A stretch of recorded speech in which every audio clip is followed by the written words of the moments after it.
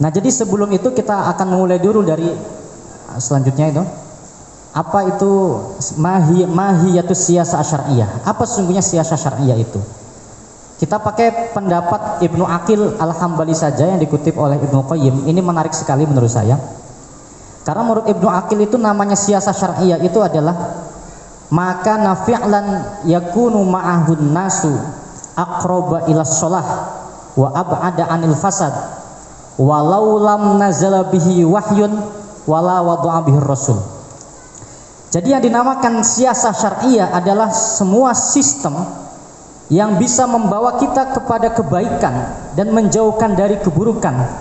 Wa illam yadhhur rasul, meskipun sistem itu tidak pernah dipraktekkan rasul. Wala nazala bihi wahyun, dan meskipun tidak ada wahyu yang turun. Jadi sebenarnya kalau menggunakan definisi yang ini selesai kita.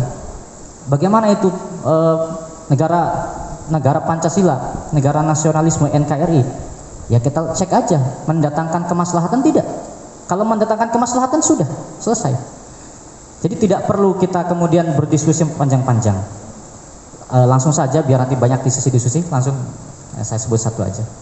Nah, karena itu di dalam kacamata para ulama, dari beberapa penjelasan para ulama, kita bisa mengambil intisari apa sesungguhnya syurut wa muqawwamat, syarat-syarat dan hal-hal yang harus ada di dalam sebuah sistem politik agar sistem politik itu bisa dianggap sistem politik syar'iyyah. Yang pertama adalah tudabbiru biha syu'unal ummah ala asasi mabadi'i syariah. Yang pertama, sistem itu harus bisa mengatur urusan-urusan umat. Jadi kalau yang diurus urusan umat, itu poin syarat pertama sudah tercapai. Lalu yang kedua, ahkamun wa tasarrufatun sabiluha ar-ra'yu wal ijtihad.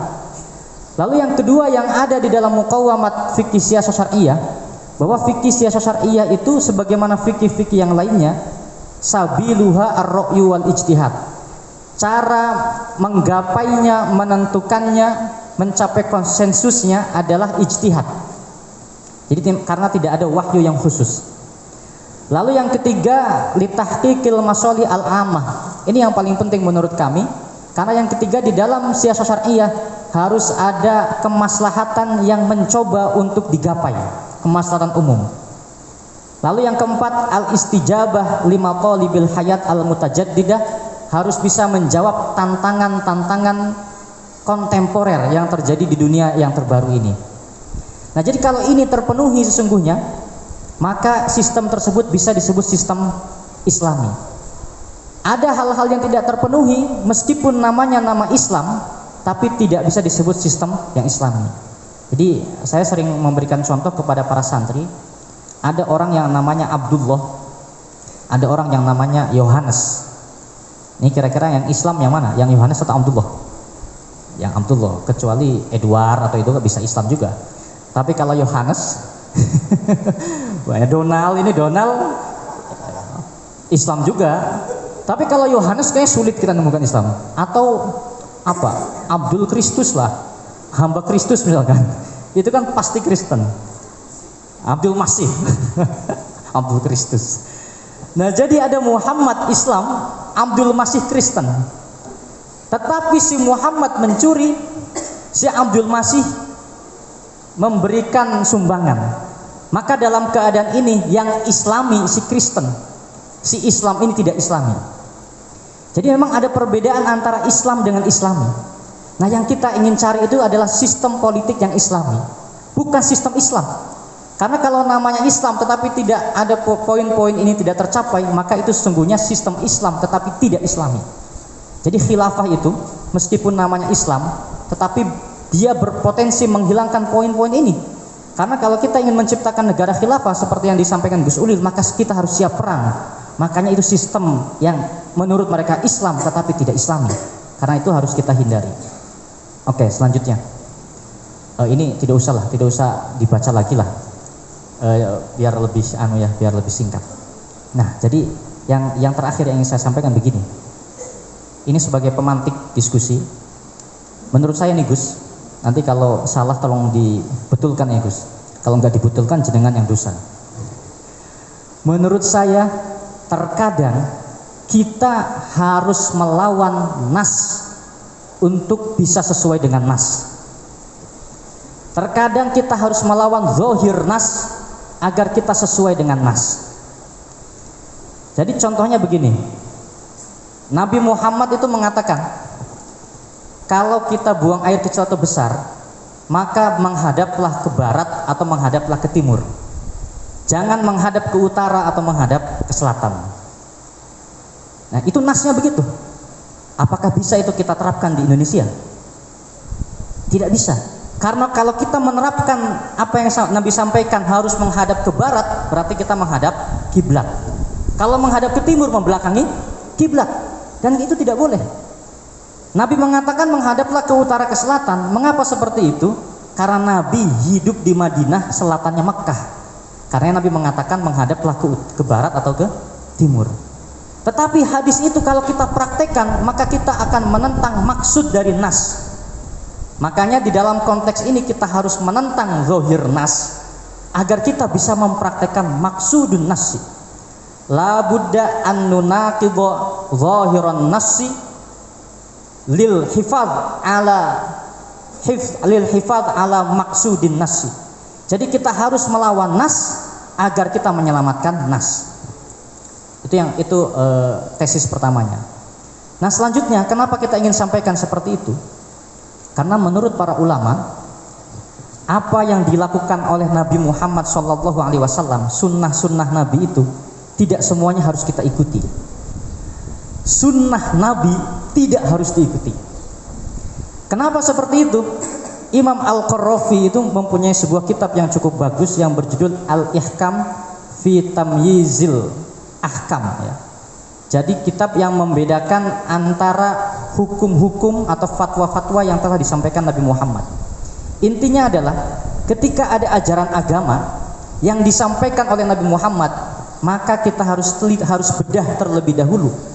Apakah itu ajaran agama yang Nabi sampaikan dalam posisi Nabi Muhammad sebagai seorang nabi, atau ajaran agama yang Nabi sampaikan dalam posisi beliau sebagai seorang pimpinan politik? Itu dua hal yang berbeda. Kalau ajaran agama yang Nabi sampaikan dalam kapasitas beliau sebagai nabi, harus kita ikuti sampai hari kiamat.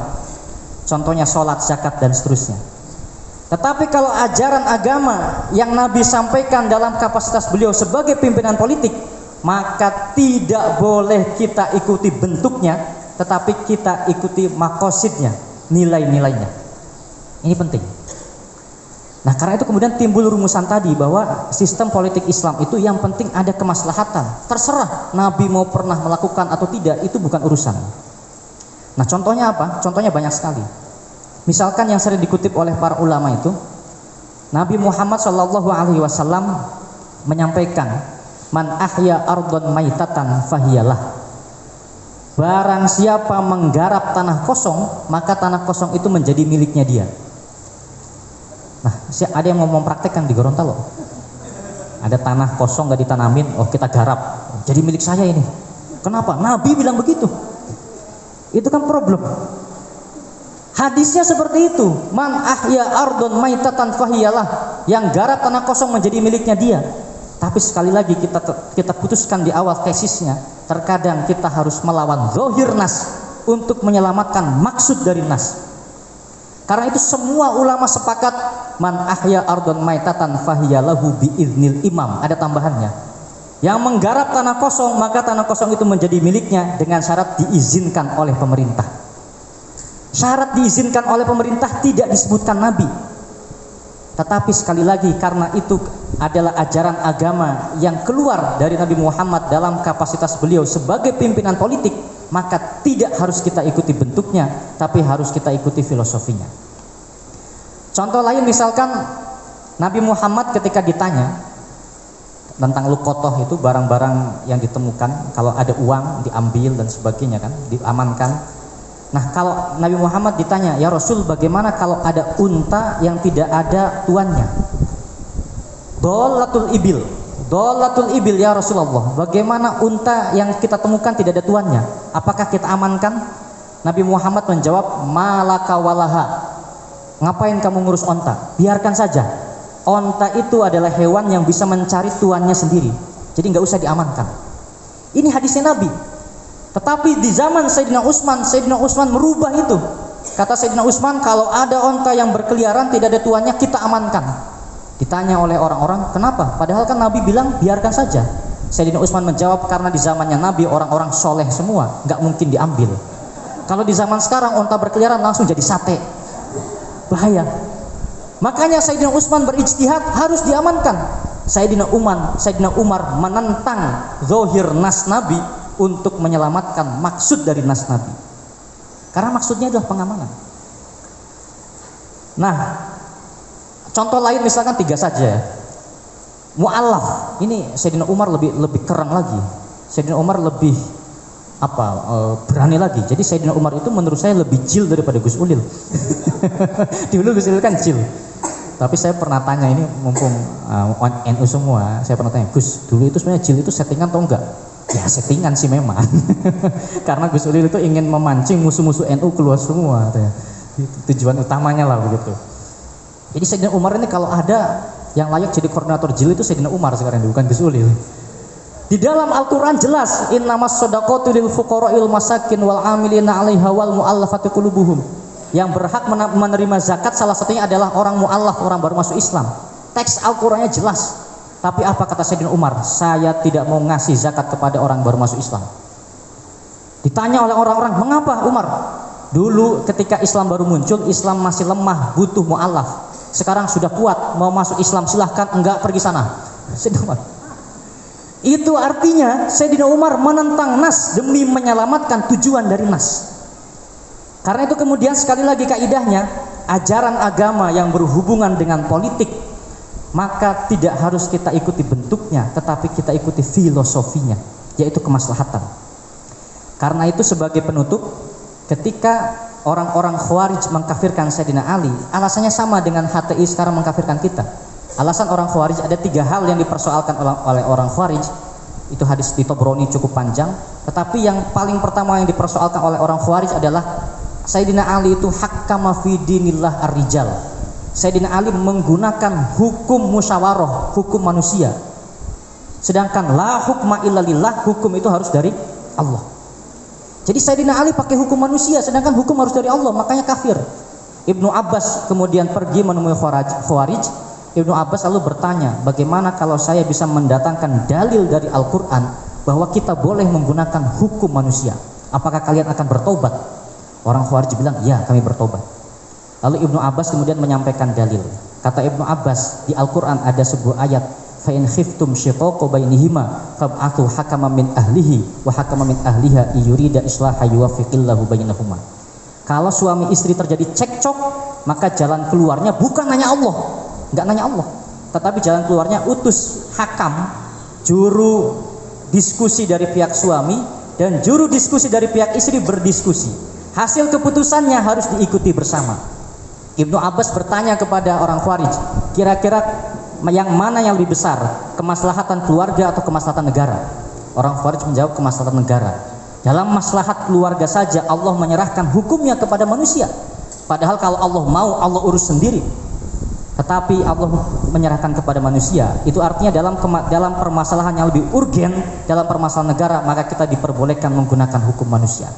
Dan ada ayat lagi, tidak usah kita sampaikan. Intinya apa? Di dalam teori hadis ada yang disebut hadis itu mauqufun sanad dan marfu'un hukman. Meskipun yang menyampaikan sahabat, tapi dalam beberapa isu yang krusial itu sama seperti Nabi yang menyampaikan. Karena tidak mungkin sahabat berani menyampaikan sesuatu melangkahi Nabi. Itu artinya ketika Ibnu Abbas mengatakan boleh menggunakan hukum manusia, maka Ibnu Abbas sesungguhnya sedang menyampaikan ajaran Nabi Muhammad SAW. Itu artinya la hukma illa lillah, tiada hukum kecuali dari Allah. Oke, di dalam masalah ibadah tidak ada, tapi di dalam masalah politik terkadang kita harus pakai hukum manusia untuk menyelamatkan hukum-hukum Allah Subhanahu wa taala. Nah, jadi itu artinya apa yang dilakukan oleh PBNU menurut kami, apa yang diterapkan oleh PBNU selama ini telah sesuai dengan prinsip-prinsip yang selama ini dijalankan oleh para sahabat. Karena ada 2 macam hadis. Yang pertama ada hadis dalam bentuk produk, yang kedua ada hadis dalam bentuk penjelasan terhadap produk tersebut.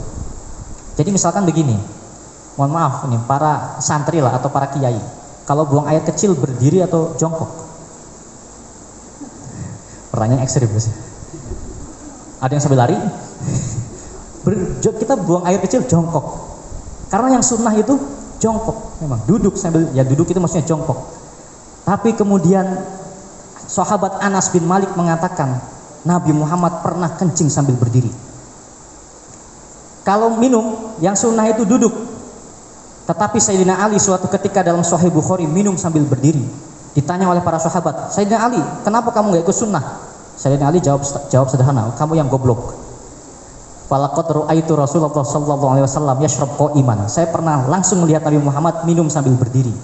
Itu artinya yang sunnah yang mana? Yang minum sambil duduk atau berdiri? Dua-duanya sunnah. Minum sambil duduk sunnah dalam bentuk produk.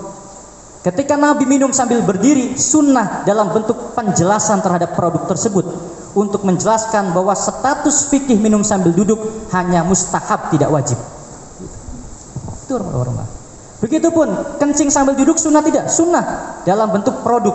Ketika Nabi kencing sambil berdiri, sunnah dalam bentuk menjelaskan produk tersebut bahwa kencing dalam keadaan duduk hukumnya hanya mustahab, tidak wajib.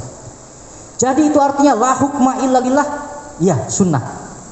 Tapi produk, penjelasan produknya mana? Sahabat-sahabat tadi. Nah, karena itu semoga apa yang akan kita bicarakan ke depan, nanti akan ada beberapa tema yang akan kita bicarakan ke depan. Semoga kita bisa mencapai rekomendasi yang bisa membawa kemaslahatan kepada umat, terutama ya khusus kepada warga Nahdliyin. Itu yang bisa kami sampaikan. Poin utamanya, sudahlah, percaya saja dengan NU, negara Indonesia sudah Islami, sudah. Yang enggak percaya ilmunya cetek, ya itu ilmunya. Makanya orang-orang HTI itu, nah ini tadi itu Ibnu Abbas berdebat dengan orang Khawarij, mereka kan janjinya akan taubat. Ternyata dari 6.000 yang taubat cuma 2.000. Ya itu karakter Wahabi begitu sampai sekarang. Kalau kami kalah debat kami ikut, tapi kalah debat nggak ikut-ikut juga tetap. Itu. Orang HTI kalau debat ya tetap aja ngotot, ya itu sudah ada DNA-nya dari sana itu. Nah, jadi itu DNA kita adalah DNA Ibnu Abbas, jangan dilepaskan. Biarkanlah mereka yang menjadi DNA-nya Khawarij. Demikian, in uridu al-islah wa taufiq illa billah. Wallahul muwaffiq ila aqwamit thoriq. Wassalamualaikum warahmatullahi wabarakatuh.